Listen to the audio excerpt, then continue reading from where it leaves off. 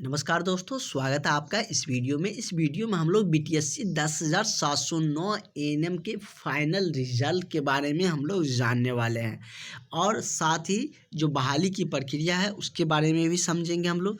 और आप सबकी बहाली में इतना समय जो नियुक्ति में है वो क्यों लग रहे हैं, जिस तरीके से आप लोगों की लगातार जो कमेंट्स रहते हैं, लगातार आप लोगों की मांगे रहते हैं, क्योंकि बहुत सारे कैंडिडेट जो भी इनका इंतज़ार कर रहे हैं वो सारे कैंडिडेट का यही कहना है कि कब तक हमारा फाइनल रिजल्ट आ रहे हैं।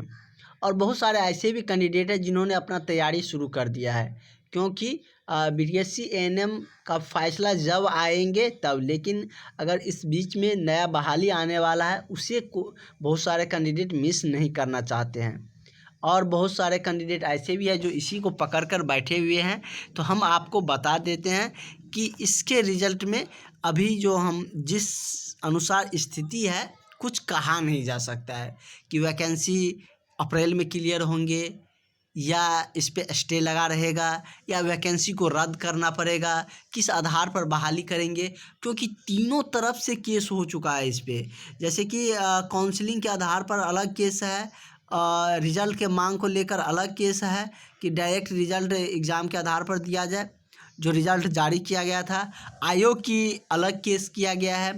तो ऐसे स्थिति में इस बहाली को लेकर अभी कह सकते हैं कि 2 अप्रैल को जिस तरीके से इसकी सुनवाई होने वाली है उनका इंतज़ार करना पड़ेगा। लेकिन आप लोग जो नया अपॉर्चुनिटी है आपके पास, जो बहाली का रिक्वायरमेंट का जो स्वीकृति मिला है उसे मिस मत करिए, क्योंकि उस बहाली में बहुत जल्द प्रक्रिया पूरी होने वाले है। जिस प्रकार से मंगल पांडे जी भी बोल रहे हैं कि हम इस वर्ष ज़्यादा संख्या में बहाली करने जा रहे हैं, तो निश्चित तौर पर 25 में इलेक्शन है, तो बहाली स्वास्थ्य विभाग में बहुत बहाली आने वाले हैं, ढेर बहाली आने वाली है। लेकिन बहाली आएगा तो अब तो मार्क बेसिस पर रहेगा नहीं, एग्ज़ाम पैटर्न रहेगा।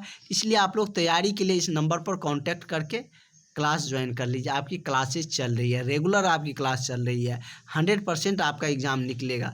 अगर चाह रहे हैं कि एएनएम की नौकरी लेना तो आप लोग पीडीएफ क्लासेस ज़रूर ज्वाइन कर लीजिए। साथ में बहुत सारे अभ्यर्थी जो क्लास ज्वाइन किया उनका कहना है कि सर बीटीएससी एएनएम में कुछ बायोलॉजी से रिलेटेड भी क्वेश्चन थे, एएनएम से हटके भी थे, तो वो सारे भी हम आपको करवाएंगे।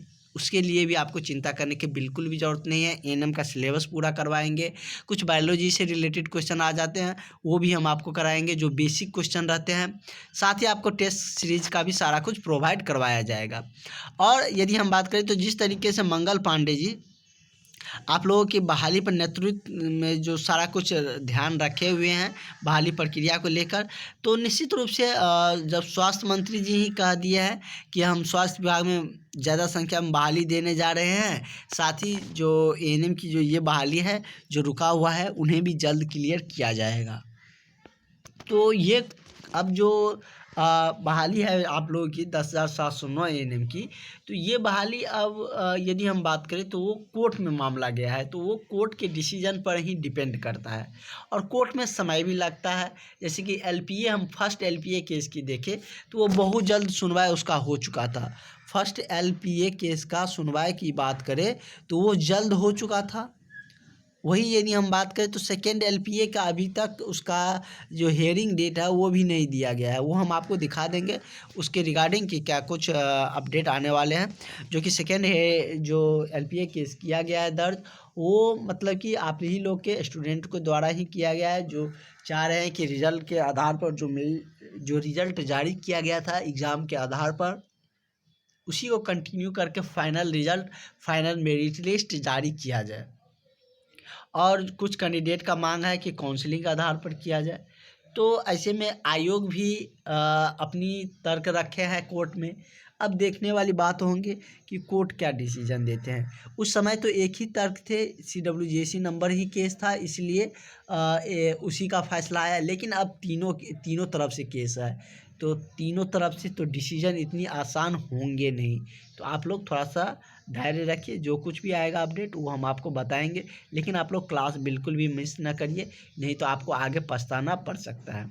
और भी आगे की जानकारियाँ जो कुछ भी आएंगे सारी जानकारियाँ आपको मिलते रहेंगे। और क्लास ज्वाइन करने के लिए आप लोग ज़रूर कांटेक्ट करें और क्लास ज्वाइन कर लें।